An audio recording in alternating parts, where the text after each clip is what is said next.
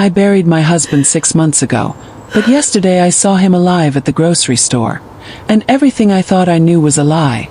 I stood at his grave until my legs went numb, until the cold stone beneath my fingers felt warmer than my own skin. I mourned him. I grieved him. Said goodbye. Yesterday, I saw him alive in the grocery store. Laughing, shopping, living a completely different life with a family I never knew existed. And when I looked into his eyes, he looked straight at me and said 5 words that shattered my world. I don't know who you are. My husband didn't die in that accident. He chose to disappear. And the man I buried, complete stranger. What I discovered next destroyed everything I thought I knew about my marriage, my son, and my entire life. If you love shocking true stories that will leave you speechless, smash that subscribe button right now and turn on all notifications because we post jaw-dropping stories like this every single day. Hit that like button and comment below telling us where you're watching from. You are not ready for what comes next. Let's get into it. I had stood at his grave until my legs went numb, until the cold stone beneath my fingers felt warmer than my own skin. 6 months of mornings waking up to silence. 6 months of nights clutching the side of the bed where Robert used to sleep. 6 months of learning how to breathe again without him. Or so I thought. That morning I went to the grocery store because grief does not excuse an empty refrigerator. I remember standing in the canned goods aisle, staring at rows of beans and soups, thinking how strange it was that life kept moving so normally when mine had stopped. I reached for a jar of tomato sauce, and that was when I heard it. His voice. Not loud, not calling my name, just a familiar sound carried by habit. A soft cough followed by a muttered complaint about prices. The exact same tone I had listened to for 41 years. The sound that used to drift from the kitchen while he read the paper. The sound I had sworn I would never hear again. My hand froze mid-air. I turned slowly, my heart already pounding, as if my body knew the truth before my mind could accept it. And there he was, standing 3 shelves down, holding a shopping basket, comparing labels like he always did. Robert. The same broad shoulders, slightly hunched now with age. The same silver hair that refused to lie flat. The same scar above his right eyebrow from the ladder fall he laughed about for years. The man I buried. The man whose name was carved into marble. I dropped the jar. It shattered on the floor, red splattering across white tile like something alive. People gasped. Someone said, "Ma'am, are you okay?" I did not answer. My feet were already moving. "Robert!" I cried, my voice breaking apart as it left my throat. "Robert, it's me." He turned. For one terrible, hopeful second I expected recognition. I expected shock. I expected his face to light up the way it always did when he saw me after a long day. Instead he looked confused. Genuinely confused. "I'm sorry," he said slowly, carefully, as if speaking to someone fragile. "I think you have me mistaken for someone else." The words hit harder than the sight of him. Mistaken. As if 41 years could be mistaken. As if I had not memorized every line of his face in the dark. "No," I whispered, stepping closer. "No, Robert. It's me. Margaret. Your wife." He took a step back. That movement hurt more than anything. Robert never stepped away from me. Not once. Not even during our worst arguments. "My name is Michael," he said. "Michael Hayes. I don't know you." His voice was the same, deep, slightly rough. The voice that told me he loved me on quiet nights when words felt too small. I reached for my phone with shaking hands and pulled up a photo from last summer. His last birthday. Us sitting on the porch, his arm around my shoulders. I held it up between us. "Look," I said. "Look at this. Do you remember this day? You burned the steaks and blamed the grill." He glanced at the screen. Just for a moment, something flickered in his eyes. Paused too long. A tightening of his jaw. Then he shook his head. "I'm sorry," he repeated. "I've never seen that photo before. You must be going through something very difficult. He placed a hand on my shoulder. That touch nearly broke me. It was his hand. The same warmth. The same weight. The same place he always touched when he wanted to calm me down. Please, he continued gently. You should sit down. Get some water. I stared at his left hand. Show me your fingers, I said suddenly. He frowned but lifted his hand. There it was. The crooked pinky. The one he broke at 15 fixing his mother's roof.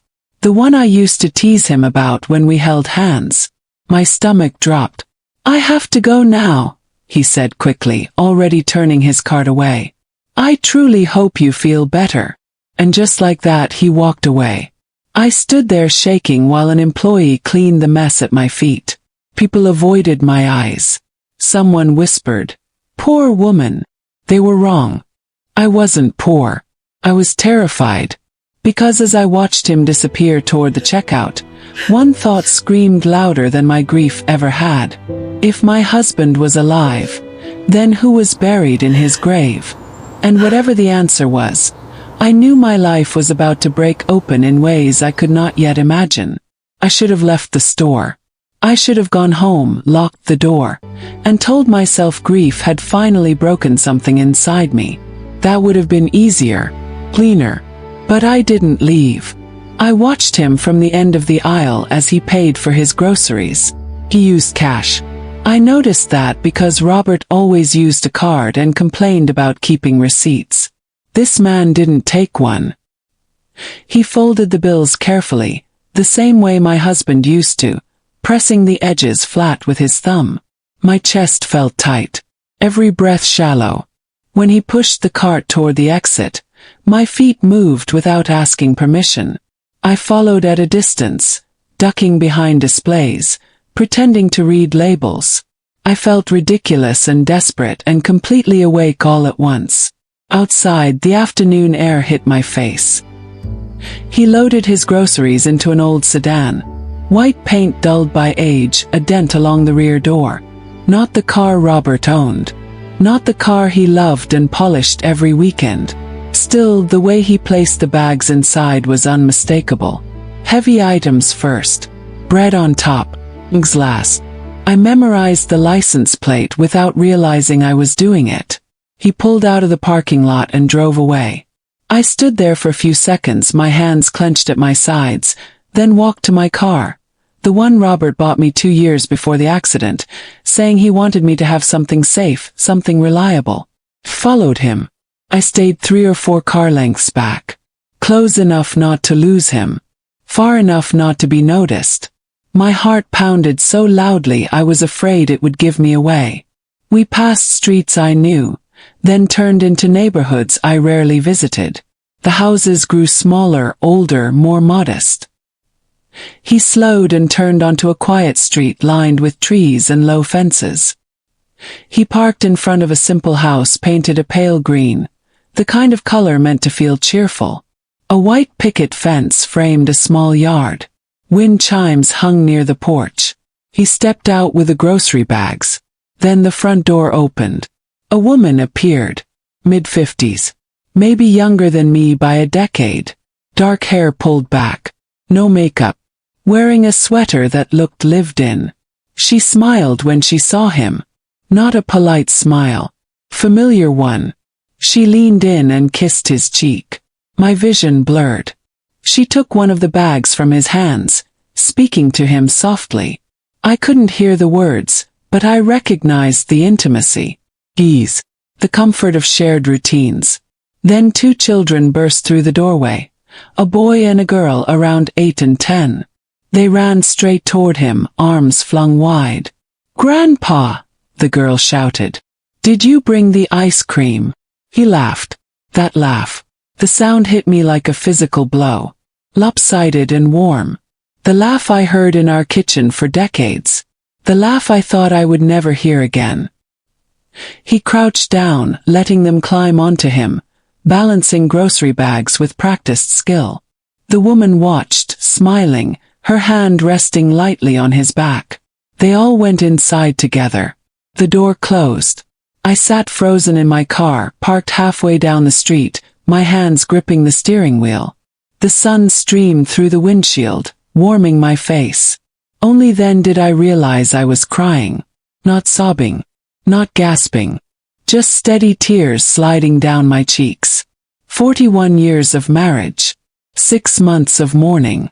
Nights spent alone, whispering his name into the dark. And he was here. Alive. Laughing. Holding children who were not mine. I took out my phone and began taking pictures. The house. Car. The address number by the door. My hands shook so badly that some photos came out blurred, but a few were clear enough. As the light began to fade, I started my car and drove away. I don't remember the drive home. Only sitting in my garage afterward, staring at my phone, zooming in on his face again and again. Every line matched. Every shadow. When I finally went inside my empty house, a single question echoed louder than anything else.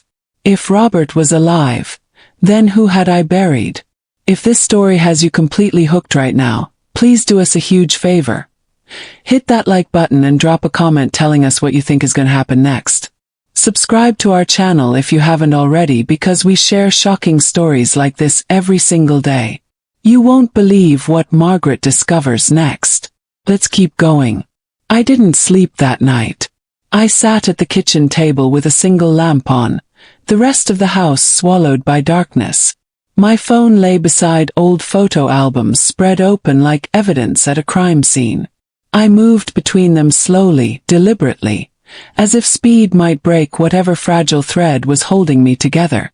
I zoomed in on the photos I had taken that afternoon. His face as he turned toward the house, his profile through the car window. Then I looked down at pictures from our past. Our wedding day. His first gray hair. A beach photo from years ago where his shirt rode up slightly. Every detail matched. The scar above his eyebrow from the ladder fall. The small mole near his collarbone he hated because it made him self-conscious. Even the slight unevenness in his ears that only I ever noticed. These were not things grief invented.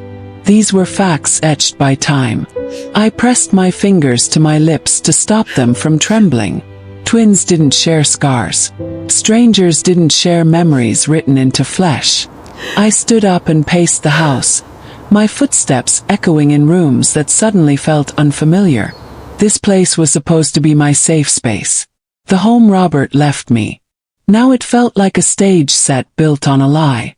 3:40 in the morning I stopped pacing and picked up my phone. Called my son. Rang once.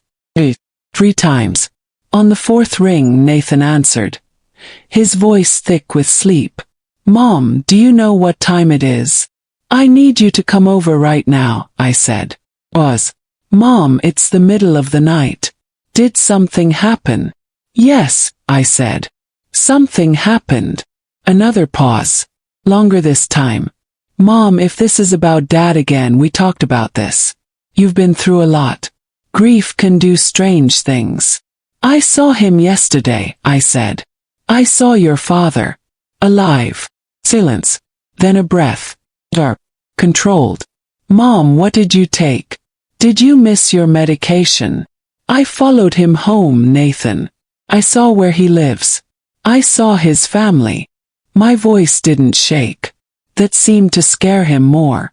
Stay there, he said finally. Don't go anywhere. I'm coming. The call ended. I went to the bathroom and looked at myself in the mirror. I barely recognized the woman staring back. Dark circles under my eyes. Hair pulled back without care. A face that looked older than it had 6 months ago. When Nathan arrived 40 minutes later, he didn't knock. He let himself in, just like he used to when he was a teenager. He found me back at the kitchen table, surrounded by photos. Mom, he said softly. What's going on? I handed him my phone first. I didn't speak. I watched his face as he scrolled. First there was confusion, then disbelief, then something else. Fear. He swallowed hard and handed the phone back. He looks like Dad, he said carefully. But people resemble each other. It happens. Did you see his hand? Asked. The finger. Nathan rubbed his face. Mom, we buried Dad. You were there. I was there. Everyone was there. A closed casket, I said quietly. He looked away. They said it was better that way, he replied. The accident was bad. Did you see his body, Nathan? His jaw tightened. No. Neither did I. The room felt suddenly very small. I want to go back there, I said, standing. I want you to come with me. Mom, this isn't healthy. Are you coming, or am I going alone? He hesitated long enough for the truth to begin cracking through the surface. Fine, he said finally. We'll go. So you can see that it's not him. So you can let this go. We left in silence. As we turned onto the quiet street with a pale green house, my heart began to race again. That's the one, I said. Nathan parked a short distance away. We sat there watching. After a few minutes, the front door opened. The man stepped out. Nathan leaned forward. The color drained from his face. He stared, unmoving, as the man walked to the car and drove past us. When I looked at my son, tears were streaming down his cheeks. Mom, he whispered. In that moment, before he said another word, I knew. Whatever truth he had been carrying, it was finally breaking him too. Nathan didn't start the car.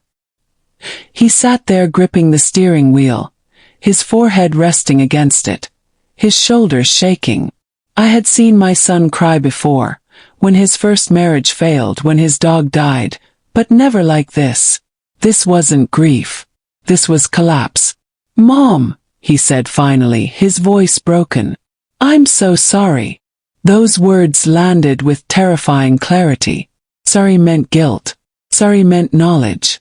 Sorry meant this was never just in my head. Tell me, I said. My voice sounded distant even to myself. Tell me right now. He lifted his head and looked at me. His eyes were red, raw, filled with something I had never seen in them before. Shame. Dad didn't die in that accident. The words hung between us, heavy and final. I didn't scream. I didn't gasp. Some part of me had already crossed into a place where shock could no longer reach. I simply nodded once. Go on. He took a deep breath, as if preparing to dive underwater. He had another family, Mom. For a long time. Over 20 years. That woman you saw, Linda. He lived with her part of the time. He said it started as a mistake. Then it just never ended. I stared straight ahead at the empty street. How long did you know? About 3 years, Nathan admitted. I found out by accident. I was helping him with paperwork from the marina supply business.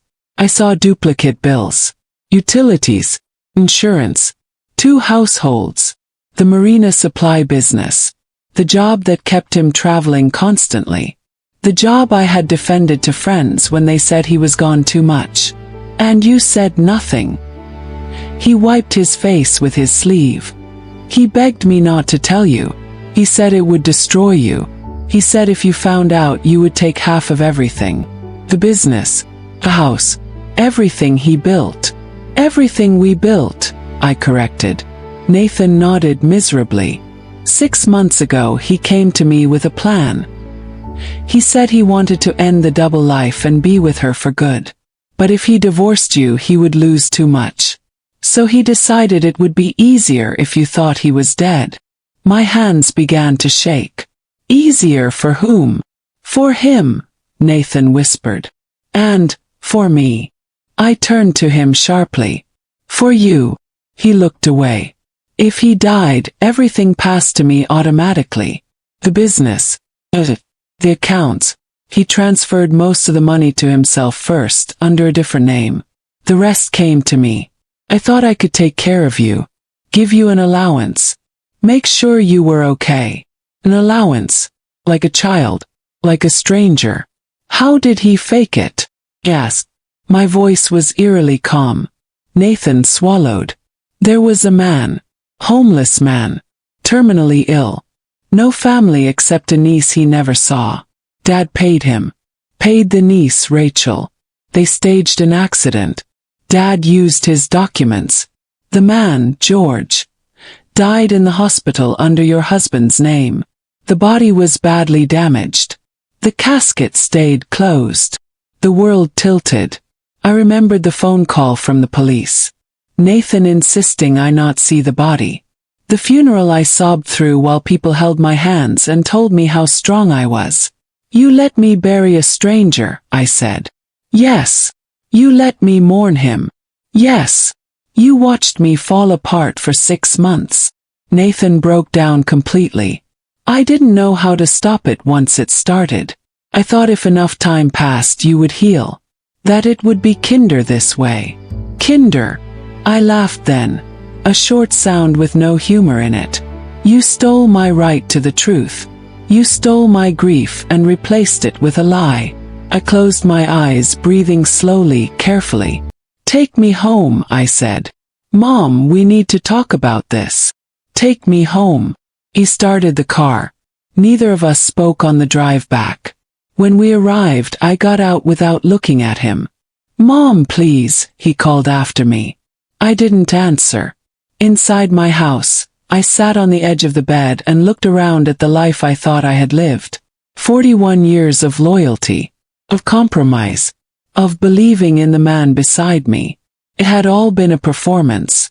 And now that I knew the truth, one thing was clear. I was done being the woman who cried in silence. Whatever came next, it wouldn't be forgiveness. It would be reckoning. For 3 days I did nothing. I didn't call Nathan back. I didn't answer his messages. I watched him pull into my driveway twice from the upstairs window and leave again when I didn't open the door.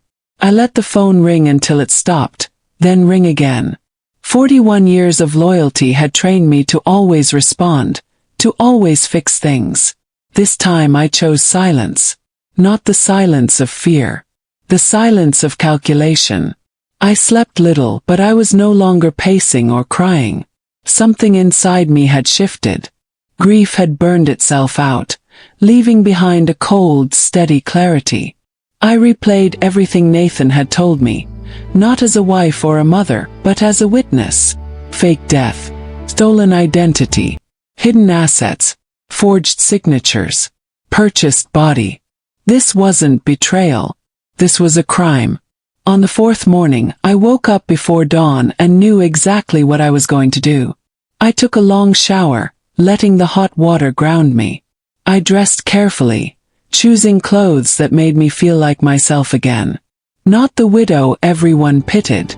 When I looked in the mirror, I saw someone older, yes, but sharper. Wait, I was done crying. Now I was thinking. I drove downtown to a building I had passed 100 times and never noticed. 3rd floor. Frosted glass door. A simple sign with black letters. Private investigations. The man behind the desk was in his 60s. Thinning hair. Sharp eyes. He looked up when I entered and studied me without speaking. I need to find someone, I said, sitting down without waiting to be invited. He leaned back. Is he missing or hiding? Hiding, I replied. And legally dead. That got his attention. I told him everything. Not the emotions. Not the years of marriage. But the facts. The accident. The closed casket. New name. The house. The children calling him Grandpa. I showed him the photos I had taken. He listened without interrupting. When I finished, he nodded slowly. If what you're saying is true, this goes beyond cheating. This is identity fraud and financial deception. It will take time. It will cost money. I can pay, I said. I want proof. Bank records. Property records. Fake documents. Everything. He named a number. I didn't flinch. I wrote the check. I want the truth documented, I said. Not suspected. Proven. He smiled faintly. I can do that. Over the next week, I watched from the edges of my own life. I returned to the street with a pale green house at different hours, wearing hats and sunglasses, sitting in my car like a stranger. I learned his schedule. He left every morning at the same time. He returned in the evening. Weekends were for the children. Sundays for church. A good man, the neighbors would have said. I learned the name he used. The work he did now. The modest life he pretended was new. I watched the woman, Linda, touch his arm the way I used to. I watched him smile with the ease of someone who believed his past was buried. It wasn't.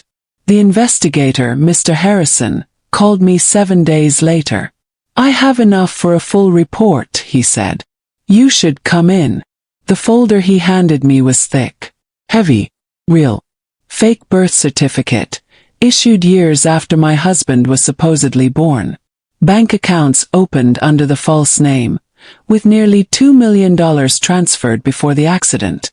Utility bills and tax records tying him to 2 households for over 2 decades. And then the last page. Phone records. Multiple calls. Regular. Long. Between my husband and my son. Before the accident, after the funeral. During the months I thought I was alone. Nathan hadn't just known. He had stayed involved. I closed the folder slowly. Thank you, I said. As I walked out of that office, something settled inside me. This was no longer about rage or revenge. It was about dignity, about truth, about refusing to be erased quietly. They thought I would mourn forever. They thought my silence meant weakness. They were wrong. The storm hadn't passed. It had only just begun. I didn't confront Nathan right away. That was the hardest part. Every instinct in me wanted to scream, to throw the evidence on the table and demand answers. But anger rushes. Strategy waits. And for the first time in my life, I chose patience over emotion. I took the folder home and read every page slowly. Bank transfers. Amounts. Accounts opened under a name that didn't exist. Documents signed while my husband was supposedly dead. Everything was neat, organized, planned. This had never been a panic decision. It had been calculated. I made an appointment with an attorney the next morning. Not the kind who handled wills or real estate. I needed someone who understood fraud, financial crimes, identity theft. She was direct. Sharp. No wasted words. What you're describing is a criminal conspiracy, she said after reviewing the documents. Your husband committed identity fraud and financial theft. Your son aided and benefited. You're entitled to restitution, and there's strong ground for criminal charges. I felt a strange calm listening to her. What do you need from me? I asked. A confession would help, she replied. Especially from your son. We also need proof of asset transfers and forged authorizations. If we have that, the case is airtight. I already knew where those documents would be. Nathan kept an office at the main supply warehouse. He had once given me a spare key years ago for emergencies. I had never used it. Till now. But first I needed him to talk. I called him that afternoon. Mom, he answered immediately. Are you okay? I've been so worried. I'm tired, I said, letting my voice soften. I don't want to fight anymore. I just need to understand everything so I can move forward. There was relief in his breath. Of course, Mom. Anything you want to know. Let's have lunch tomorrow, I said. Somewhere quiet. He agreed without hesitation. That night, I placed a small recorder in my purse. I practiced keeping my hands still. I rehearsed my questions until they sounded like curiosity instead of accusation. At lunch I listened. I let him talk. I asked when the plan started. How the money was moved. Who signed what.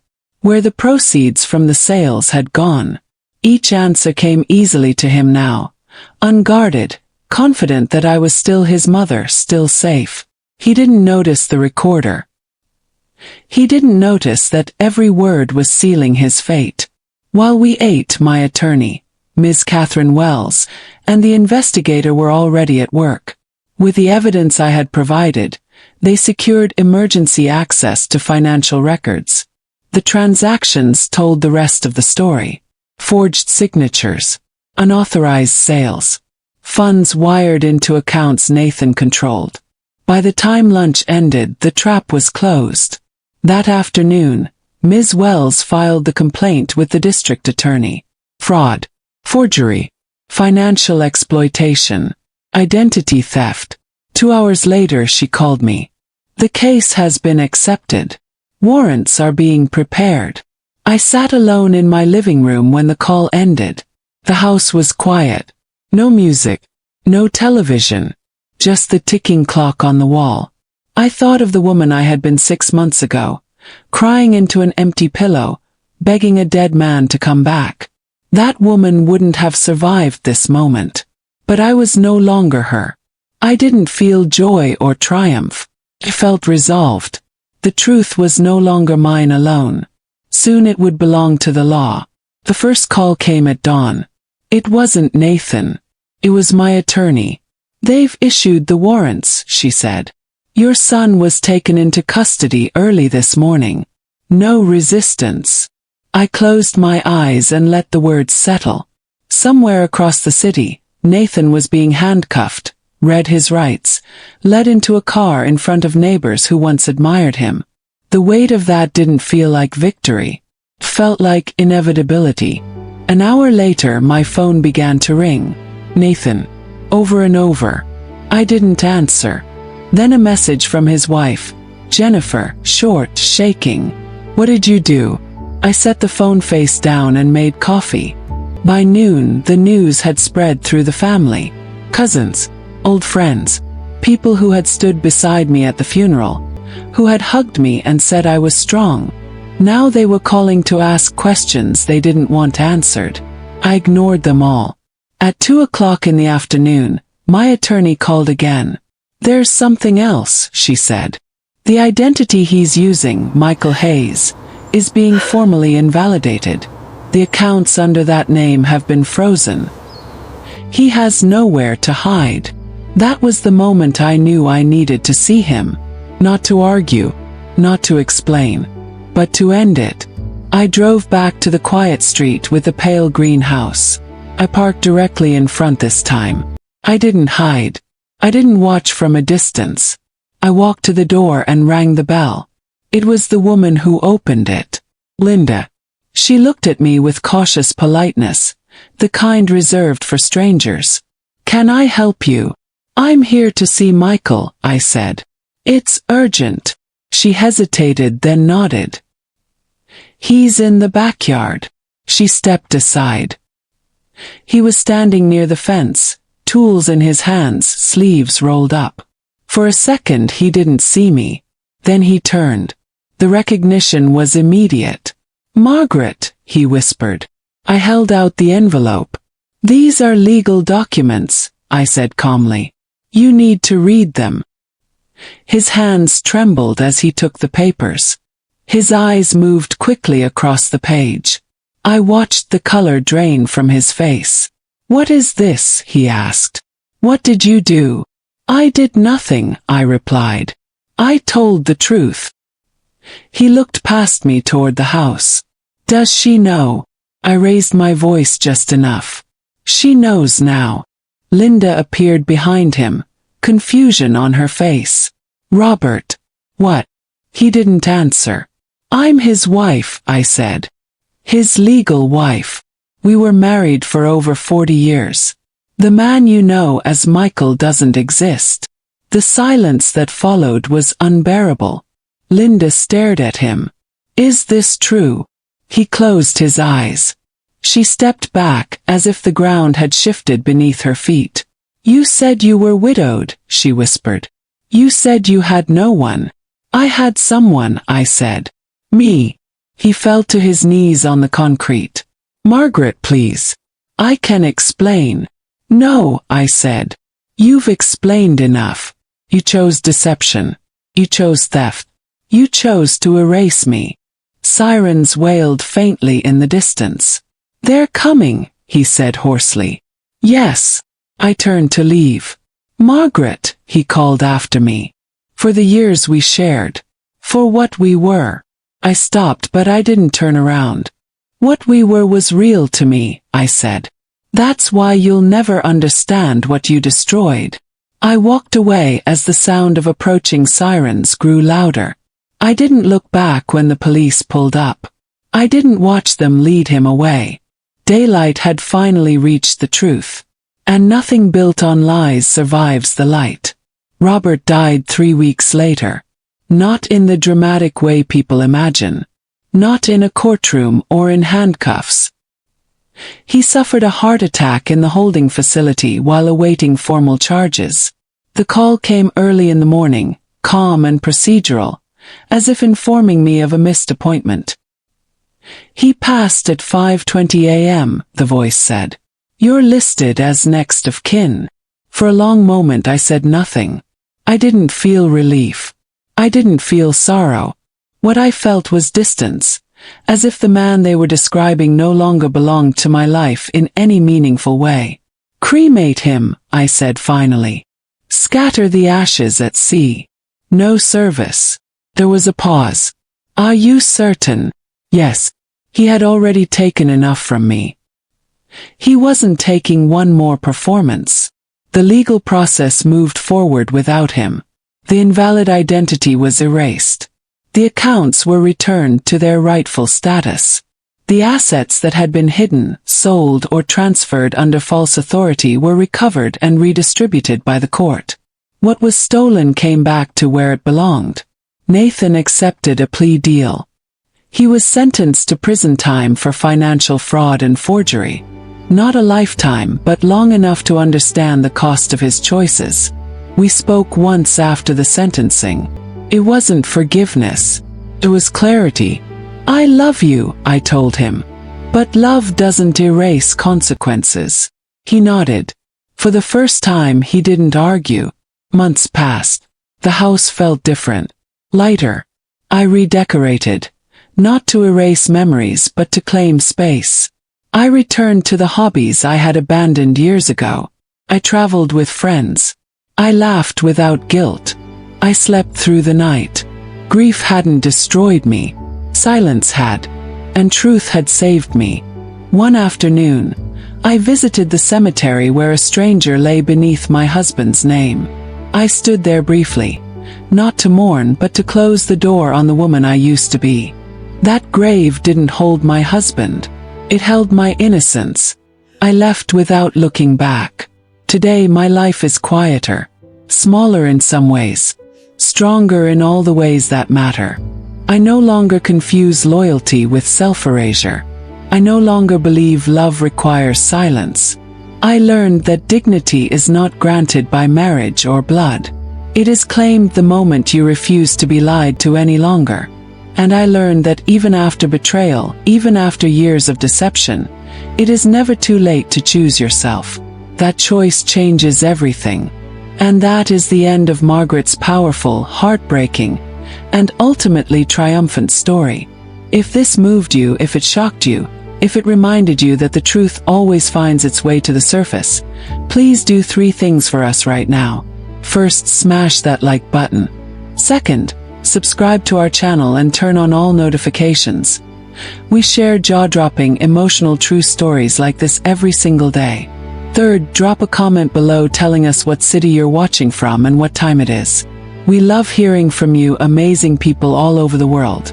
Remember, you are never too old, never too broken, never too late to stand up for yourself and demand the truth. Margaret's story proves that dignity and strength have no expiration date. Thank you so much for watching. Until tomorrow, take care of yourselves and never let anyone convince you that your truth doesn't matter. We'll see you in the next story.